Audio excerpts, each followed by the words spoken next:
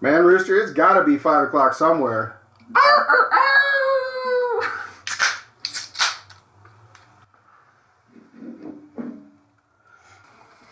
Hey everybody, welcome back to You Know. That show. I am Rooster. Bishop here. And today we're talking about little tiny microchips. Little tiny. Embedded in your body. Kind of scary to me. It's hard to, initially think about implanting technology into your body, but people have done it all over the world already, and they're finding already good uses and applications for it. So. Yeah, there's a huge case study for it right now, and there's been talks in our own government, especially in Department of Corrections, that these little chips that go. What did you call this again? What this little area right here? This area of your hand right here is called vagina. In case anyone was ever wondering. That is what this area of your hand is called. In vagina! So what they do is they put this little tiny chip, it's about the size of a grain of rice right now, and it goes in, and what it is essentially it's a key. And all of your information, your banking information, like all your medical history, driver's license, birth certificate, cards, insurance, everything, is this little thing holds a key. And depending on who's requesting the information, that the chip knows, like if, you're at the DMV and you got to update, right? They know when you put your hand in front of the device for it to read it, that it sends a signal, it unlocks a piece, and this kind of goes along with, we were talking about crypto this past week. And what happens is that information's in a blockchain. It's immutable. Can't be changed, right? So none of the information is actually on the chip itself? No. And so what happens is that it's requesting a key confirmation. That key in there is actually unlocking it, right, with your approval. And we'll talk about financial here in a minute. But and so then let's say the gal at the DMV, boom, your whole record comes up right there. She can see it, right? Financially, it's like going to buy something, right? And you go, and they've got the tap to pay and wand and all that crazy shit, right? Watches and phones and, all these little widgets. Right. So, but what happens is you wave your hand, same type of terminal, and you'll have to put in a PIN, right? So there's a double verification. There is a double verification. Okay. You'll have to put a PIN in, and then it'll ask you to confirm if that amount is correct, and if so, it'll have you put another PIN in to complete the transaction. Gotcha. But you're not carrying a wallet. You're not carrying keys. You're not carrying, you're not carrying all this stuff that is to, it's cumbersome. Yeah, exactly. It's cumbersome. And it could be stolen on you. You could lose it, all types of stuff. Right. Rather than it just being right in the vagina, safe and stored. Right in the vagina. But the other thing is it cuts down on identity theft. I'm sure. Yeah, right? Because it's actually, you physically have to be there to allow access to anything. And that's what the first thing I thought about was like, well, somebody can grab you and force you and put your hand on whatever and get access to all your information. But if you need to put in like a double verification PIN or whatever to allow access to that seems more reasonable to me. And there's a company in America that is the U.S.-based side of this whole movement. Now, Europe's been using it for a while. They've been putting it through its paces and things like that. And like I said, they've been working with our government in hopes that they can integrate this technology to make society safer. And point in fact, let's say some crazy ass lunatic is a child rapist or whatever, and all of a sudden they're kicking him out, right? Like he makes parole and he's going out, but it's hard as shit to track those guys, and they've got all these rules that they're supposed to follow. Well, with that little implant, think about all the Wi-Fi signals that are everywhere. Right. They're everywhere. Yeah. Every single phone, every single tower, every single home has a router. Like, if that tag, right, can be read through a security profile, that individual, let's say that individual is breaking their parole and they're hanging out at a school. That would instantly pop up. Yep. Instantly pop up, and they would go and snag that son of a bitch. Yep. Plus, they know where they're at, right? Now, there is a downfall. Like, they can dig it out. They can take it out. But I'm sure that there would be some sort of penalty for that. System in there, yeah. They can tell when it's in the body. It would probably notify them. I don't know if it would read vitals. Probably not. At least in the early stages. But if it was sitting in the same place for like 5 days straight, I'm sure somebody's going to come look. Yeah. They're going to be like, oh, here it is. Exactly. You, come here. And then and then you just go back to the old ways. You track this motherfucker down and you put him back in his fucking cage. But then you start to get into, like, besides out of just felons and ex-cons and all that kind of stuff, it's like, once it gets into the normal people, I'm sure the average person would be worried about being tracked and, you know, constantly monitored and... Your phone! Your phone! If you have a smartphone, they know everything about you. There is nothing... Nothing, right? There's nothing that they don't know, right? That's the crazy thing about the internet, right? The interwebs. Is that people don't realize when the internet was born, it was born out of necessity for government defense. People don't realize that. DARPA had a huge role in that. Who's DARPA? Spooky people. Spooky. So government agency, obviously. Right. Okay. And so they spearheaded the whole project to interconnect all these electronic avenues so that the exchange of information can be sent instantly, and then it could be encrypted so that, you know, foreign agencies couldn't intercept it. Right. But it was then adapted so that personal communications, right? Like, I don't know anybody anymore that writes a letter anymore. Like, it's an email, right? Nobody does pen pals anymore. Yeah. It doesn't exist. So, you know, and then it just grew. It grew and it grew and it grew and it grew. And now it's this monstrous thing where you have just these handful of entities that control the flow of information, right? Which, that's another whole topic that we can get into. But this little chip... I mean, how would you guys feel about having something in your hand? You didn't have to carry your wallet, insurance cards, banking information, any of that, and it would help security. Exactly. Law enforcement. Your identity basically could never be stolen again because. But also in the sense that they could monitor and track ex-cons and felons, right? They can also track you, right? The same type of signals. And let's say something horrible happens, right?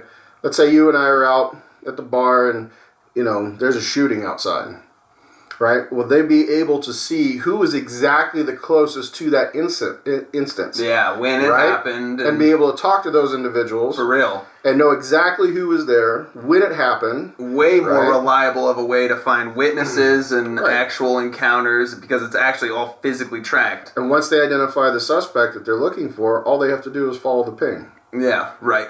Right. And then the first thing I keep going back to is like, well then if they're tracking ex-cons, they're tracking me. They're keeping an eye on me and they're figuring out what I'm doing. And then I'm like, they're already doing it. They already do it. Like they already know everything about me, where I am, what I'm looking up. So it's like, realistically, it's not very much different from just carrying a smartphone. Every keystroke. Yeah. Whether it's a phone, laptop, PC, whatever. Every keystroke. They know exactly what you're doing.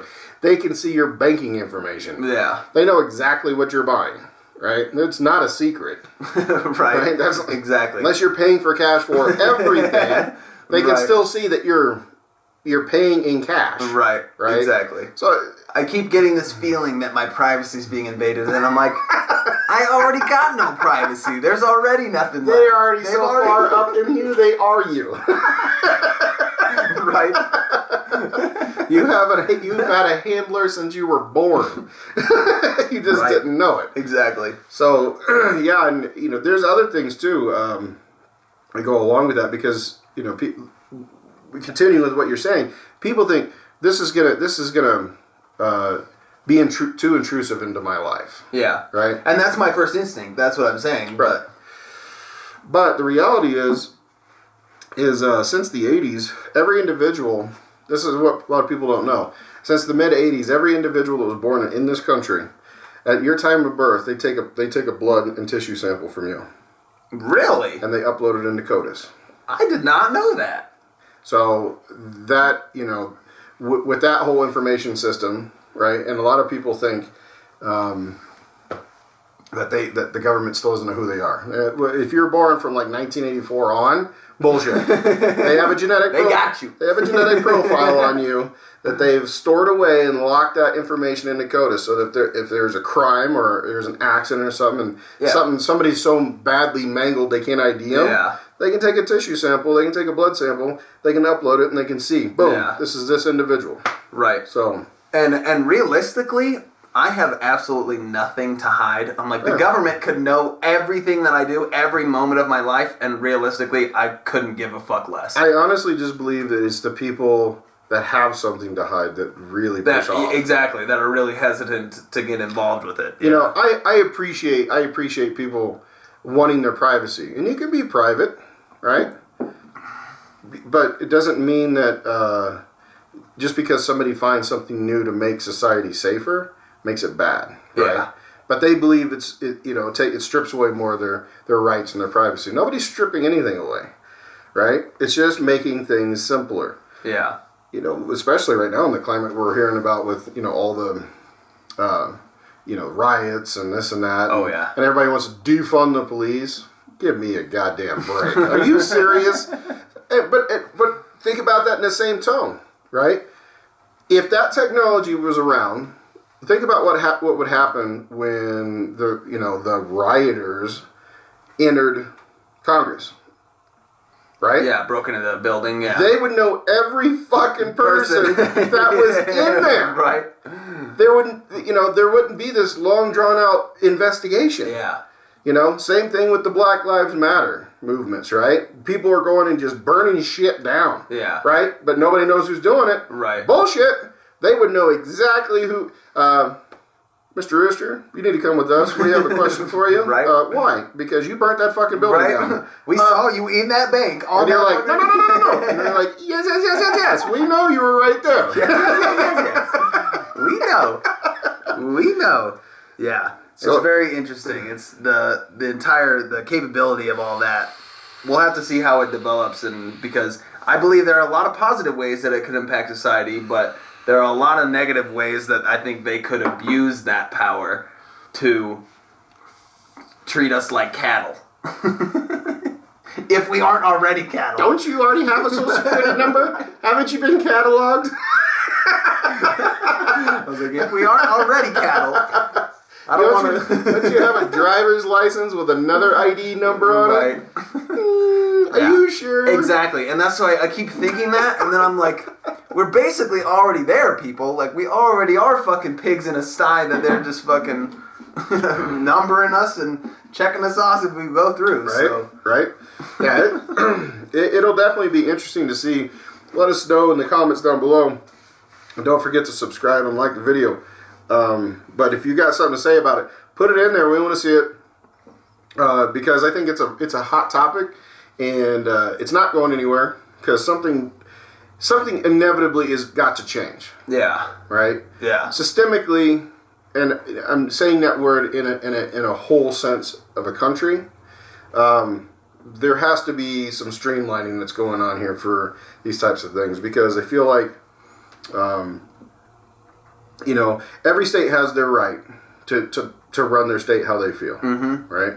But there are a lot of things, too, that make it difficult to basically bring everybody together as a group when everybody has their own idea. Yeah. I don't disagree with people having their own ideas. I encourage it. But at the same time, when it comes to safety and information, and yeah, we've got to come together on some shit. Yeah. This is out of control. And this may be the least intrusive way. For real, though. Right? And how all that information is stored on blockchain, you can't change it. Yeah, you can't break into it. Yeah. And you hold the key, and you have the ability to change your pins or your access codes or permissions and things like that. You yourself. I mean, I agree that it seems like it has more benefits than negatives to it. It seems like it would have a lot of positive change, especially like you were talking about when dealing with like felons and ex-cons and people that you want to keep an extra eye on, you know. Right, but at the same time, if all your information is permanently stored on a blockchain and you ultimately have the permissions and who gets to see that information, okay, that you could honestly be even more private than you are now. Very true. You could shut it down. Because the blockchain is like fucking indestructible, right? it's immutable. I mean, there are chains out there that are very vulnerable. You know, the code isn't great, but I'm not sure. You know, I'm sure that whatever information chain they're using has got to be pretty damn secure, right? You know, 256 encryption ain't got shit on that. So, but yeah, you could go in and change all your permissions. You'd be like, no, I don't want anybody knowing nothing. Right. Like, my key only lets me into my house, and that's the only fucking thing on it. I mean, you could change it. So, I don't know. It's going to be crazy. It's going to be crazy. Something's going to happen, you know. With us taking this week and looking at some tech developments, this is definitely one I think we'll see again in the future. And I think that all of you need to let us know what you think about it. Even if you want to go on the religious side of it, because it's going to come. We're not talking about it, but I know there's a lot of people that'll watch it and they'll think about the religious side of it too. You can put that in the comments. We'll read it and we'll respond to it. I personally today wanted to take a quick second and just say thank you to a couple of people. I don't know if you have anybody you want to shout out to today, but Liam, Tommy, Tyler, Jack, all you guys, hey, thanks. Keep supporting us. Share it with all your friends. I don't know. The only person on the backside I got to thank is my brother, because he has been putting in a lot of work for this podcast for us and helping us get it moving along. So thank you, Cole. I appreciate your time. So, unless the next round's on you guys, we gotta go. See ya. That does it for today's video, guys. Thanks for watching. Be sure to leave a like and subscribe to, that show.